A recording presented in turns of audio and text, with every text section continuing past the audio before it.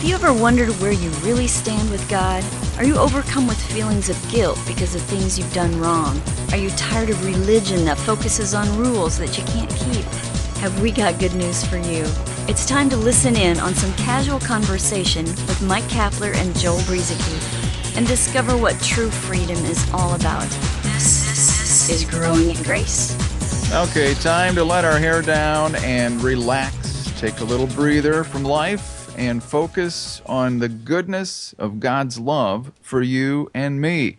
We're talking about the gospel, the good news. I'm Mike Kapler, Joel Brizicki with me here on Growing in Grace. Man, in this heat and humidity, it's hard to let my hair down. It gets all frizzy.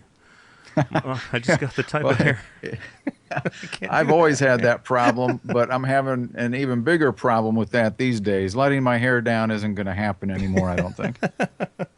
But it is good to take a deep breath and get a breath of fresh air and enjoy the goodness of God and the gospel and everything that He's provided for us.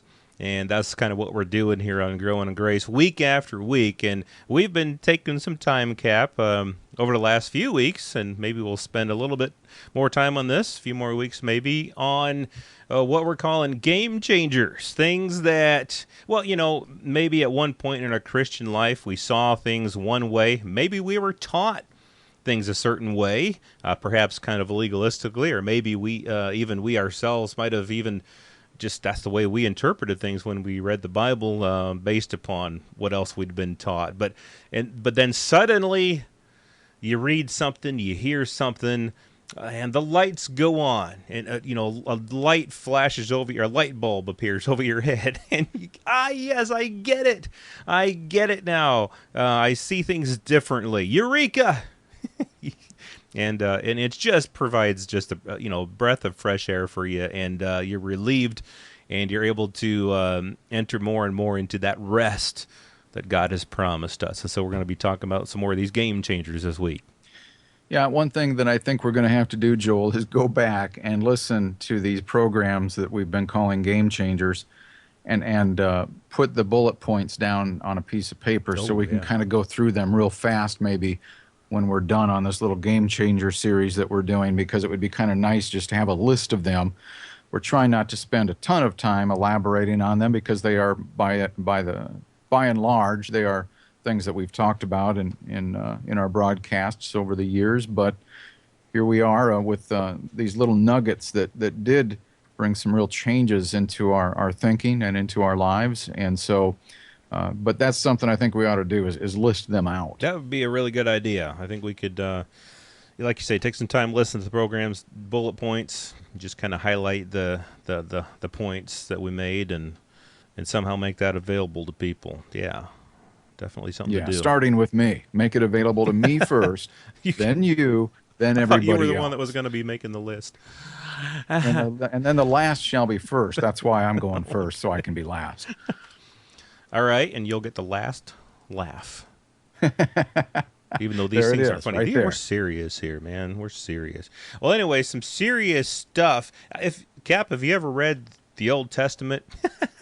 some of those stories. I think it was. I can't think. Malcolm Smith, I think one time I can't remember his exact quote, but he said, if you don't need to watch soap operas on TV, just read the Old Testament if you want some high drama and some adultery and some murder and things like that. Really, just pick up the Old Testament and start reading, and you're guaranteed to find some of this stuff. And so that's kind of our first point this week here on Game Changers, is that, one thing that really just changed things for me is when I realized that there were people like David, King David, Noah, Abraham, even, the father of our faith. These people who did some pretty nasty things to other people. And yet they were included either in Hebrews 11, Hall of Faith, as people of faith, or somehow in the Bible were credited as being people of great faith, a man after God's own heart. That's what David was called. Peter denied Christ, and so many times you look at Peter's life and you think, man, he just doesn't get it. He wasn't getting what Jesus was trying to show him, and Jesus stuck with him, stayed with him, didn't leave him, didn't forsake him. In fact, handed him over the keys to the kingdom, so to speak, as he called it.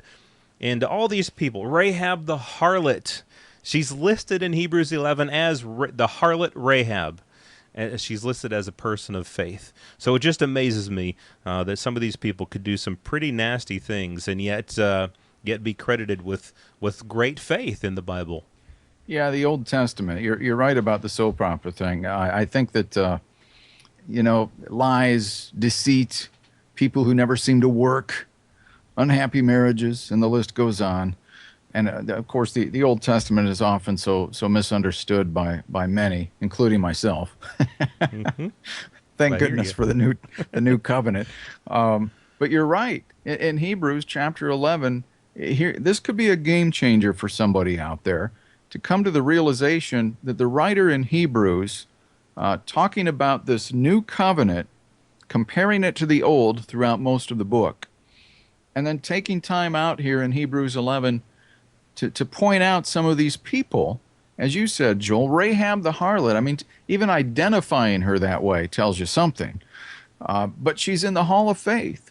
David the murderer, the adulterer, Moses the murderer, and the list goes on. And these are just some of the people that, that what they didn't necessarily affect faith, mm-hmm. and who they really were.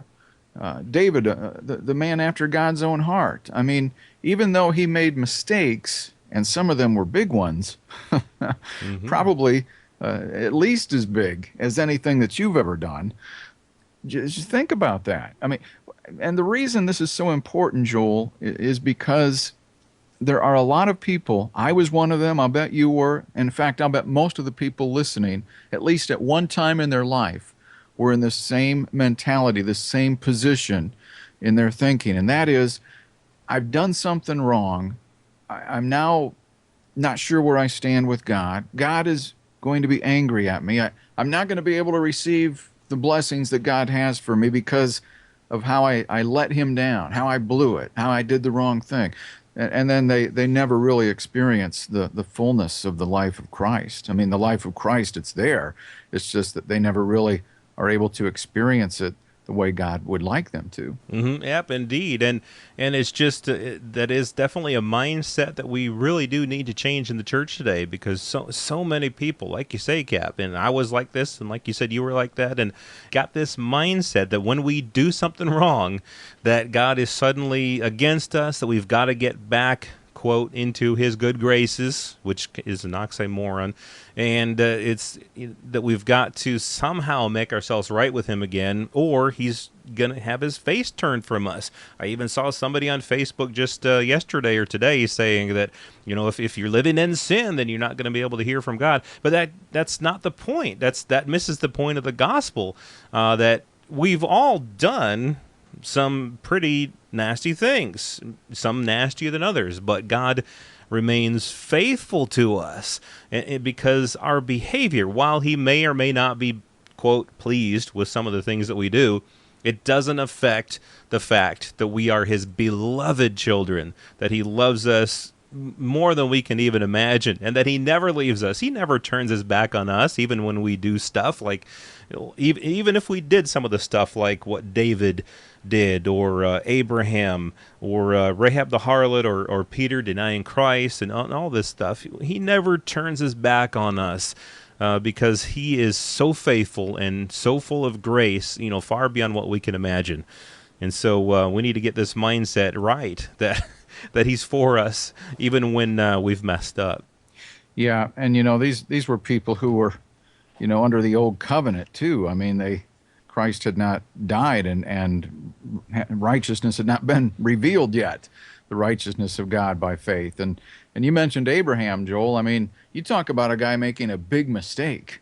I mean, if it hadn't been for Abraham's mistake, we wouldn't have many of the problems in the world today that we see between Israel and other nations, and I don't want to get into details about this. I don't want to get into a political discussion. I'm just saying one of the reasons why the world is not experiencing any kind of real peace is because of the mistake that Abraham made with thinking that he was going to take things into his hands. God made him a promise, and Abraham thought, well, I want to be a doer of the word, and so Abraham took it upon himself to try to fulfill that promise that God made to him, and so that was a big mistake. Yep, Abraham made that mistake, and even the lying when a couple different times when he went into a different country and lied about his Sarah being his wife, also that he could save his own butt, basically. I mean, he lied to save himself, and it worked, but yet. I'm just the point being, he got found out, but I mean, in the end, everything was okay. But still, the point being that he did some pretty nasty things, and David sending Bathsheba's husband to the front lines of war purposely to make sure that he got killed. Yeah, that's not a very nice thing.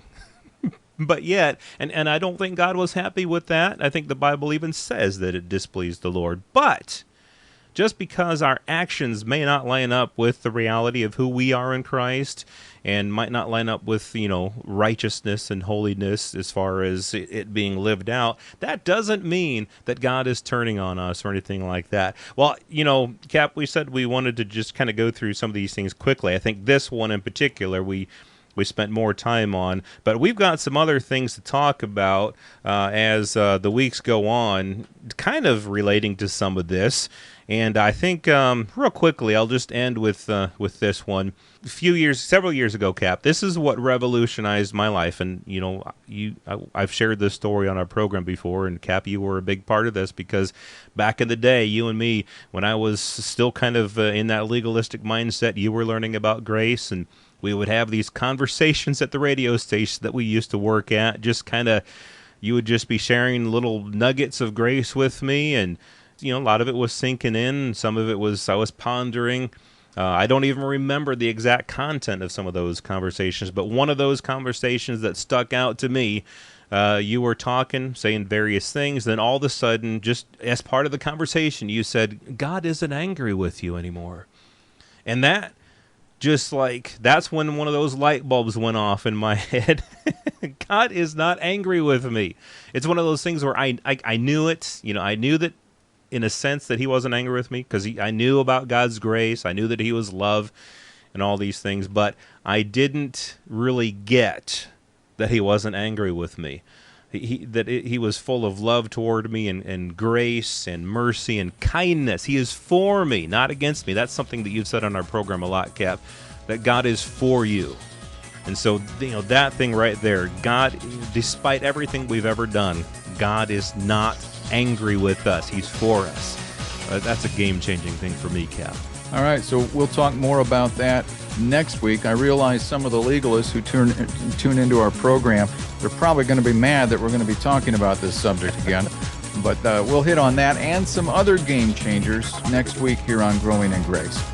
This has been Growing in Grace with Mike Kapler and Joel Brieseke, heard online through various internet sources around the world each week. To access hundreds of past programs, visit graceroots.org. Share it with a friend and listen again next week for more Growing in Grace.